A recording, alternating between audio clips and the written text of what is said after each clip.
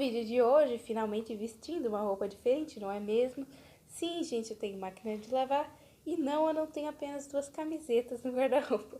Mas poderia ser o caso do minimalismo. Eu, inclusive, apoio essa causa, tá? Do nada, já começando assim.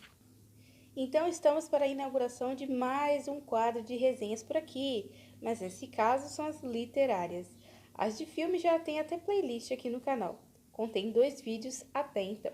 Vou até aqui abrir uma observação. Nos vídeos de resenha, sendo de audiovisual ou de literatura, a intenção é compartilhar aqui as minhas experiências. Não basta apenas dizer se gostei ou não, se recomendo ou não, que aliás são coisas diferentes. Nem tudo que eu gosto posso recomendar. Além disso, eu tenho 2 costumes em relação aos meus consumos. Um deles é de significar as coisas, atribuir significados a elas, não só coisas como pessoas também.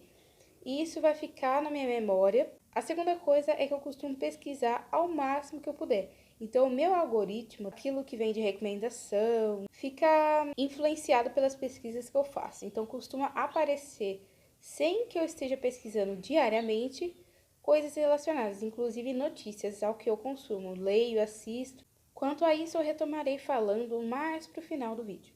Agora que posso realmente dar início ao tema, tenho que já fazer uma confissão. Esse foi literalmente o único livro que terminei em 2022. Isso aconteceu porque ano passado eu tive um apego muito forte.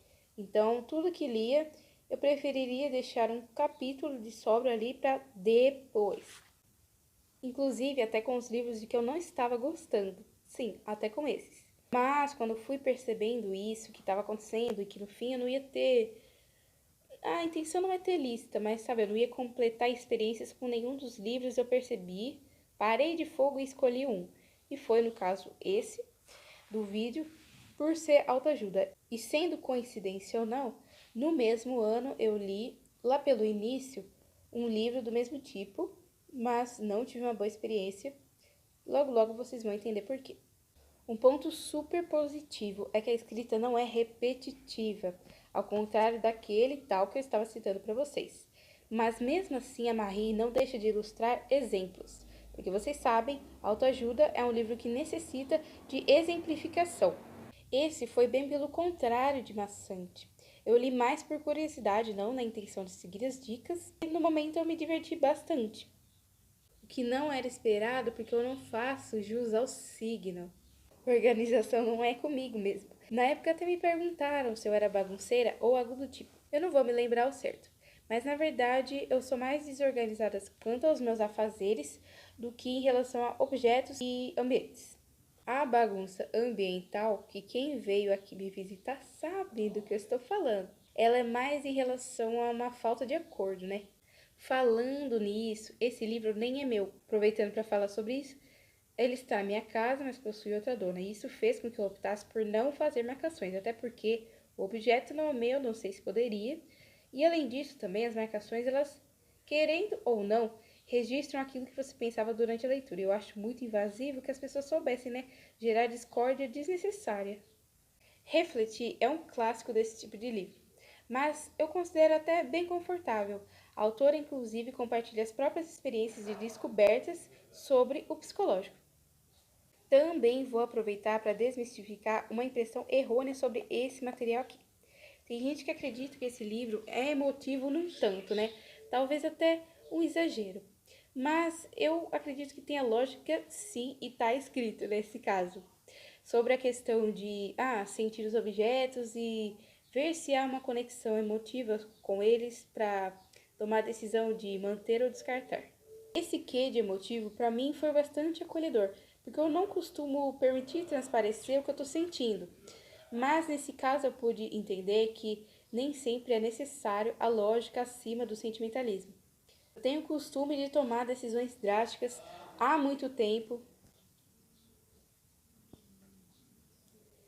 e faço isso sem olhar para trás. Mas eu sempre me preocupo com que, essa vai ser a coisa melhor a ser feita. Não se eu vou ficar feliz com isso ou se eu vou ficar bem. Mas assim, melhor para quem, né? Acho que deu para perceber que pegou bastante para mim e essa foi a causa das 5 estrelas, que foram bem merecidas.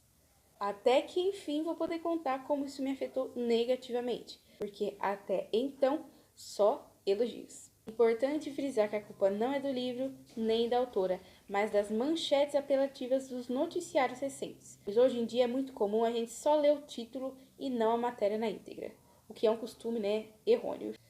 Numa bela noite, eu estava assistindo um conteúdo aqui no YouTube que nem a ver com literatura tem, e um dos apresentadores citou: "Ah, você viu que a fulana desistiu da carreira." Quando eu ouvi isso, já foi suficiente para dar uma crise existencial daquelas, assim, né? Pesada. Não podia ser nem, ai, hoje e amanhã já esqueci o assunto. Não. Perdurou ainda por um tempo. Porque eu fiquei imaginando se a pessoa que escreveu aquilo já não estava botando fé. Então era uma coisa farsante. Isso me decepcionou bastante. E quando eu disse que eu me diverti lendo A Mágica da Arrumação, isso é real mesmo, porque eu chegava a dar risada e não é coisa que eu costumo fazer assim sempre. Também porque evito em muitos lugares e onde eu não preciso evitar não acontece tanto por interrupções e também tempo. O youtuber em questão não acho que tenha sido culpado também porque ele já caiu em fake news outras vezes. Também não acho que seja caso de falta de atenção, acho que foi minha. Porque eu tava na intenção de pesquisar, mas eu não conseguia, né? Porque eu não queria ter certeza de que era verdade aquilo que estava escrito no título. Mas, ao mesmo tempo, eu sabia que eu precisava. Eu também não queria voltar até aquele pensamento quadrado de que proibido expressão e o tempo todo você tem que ficar sério e você não pode se emocionar com nada, porque teve um ocorrido aí, no mesmo ano, uns meses antes de que isso aconteceu em público, né? Viram e deu ruim. Simplesmente assim, deu ruim, porque, nossa, parece que eu virei notícia também, virei celebridade. E não foi legal, porque fui alvo de zoação por causa disso, né? Sendo que na minha cabeça eu não tinha feito nada demais, realmente não tinha. Eu só tinha sentido, vamos dizer assim. Durante o ocorrido, em que eu estava me emocionando, eu estava pensando já sobre as consequências de que aquilo poderia ter. Porque, assim, eu atuo, né? Certo? Eu sei fazer isso voluntariamente, só que quando é natural, parece que não pode, que não é permitido e não dá para fraquejar. Só depois, quando já tinha saído daquela crise existencial, provavelmente já estava em outra, eu finalmente fiz a pesquisa e li a matéria na íntegra. Então eu descobri que realmente o título da matéria era apelativo. Então podia acontecer mesmo esse tipo de coisa, porque alguém lê, conta para o outro já numa versão alterada da história e vai espalhando uma coisa falsa. Então não necessariamente é intencional que seja espalhada fake news. Quando li, descobri que na verdade era apenas um hiato na carreira, gente. E isso foi uma atitude muito bonita, porque foi na intenção de dar um pouco mais de atenção para as filhas. Porque ela, sendo uma profissional de sucesso, podia muito bem negligenciar dentro da própria casa e procurar colaborar com a casa das outras pessoas, que era a profissão dela. Digamos assim que esse período de crise existencialista foi em vão. Péssimo, né? Péssimo que tenha sido por algo que nunca existiu. Ainda assim, é melhor saber que não era verdade e que realmente ela não mentiu quando escreveu. Isso dá um alívio. Porém, aí fica aquela coisa, né? Ai, que bom que era mentira, mas por que mentiram? Tem gente que realmente passa mal, assim, de sintomas no corpo e tudo, então, por conta de coisa que não existe. Então, imagina, tudo em vão e a pessoa, às vezes, pode realmente ficar mal por um longo período, com sequelas por conta disso. Então, precisamos ter bastante consciência sobre o que a gente conta por aí. Como conclusão da crise, eu pude dar uma relaxada um pouco no lado esquerdo do cérebro, né?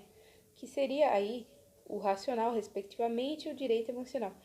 Porque, inclusive, as pessoas que caíram, censurar aqui, de zoação, puderam ver uma dessa ao vivo e foi com Capitães da Areia. É preciso panfletar em toda oportunidade. Assim, concluindo esse vídeo também, já te convido para o próximo da semana que vem e te entrego mais panfletos. Movimentado hoje, né? Que legal!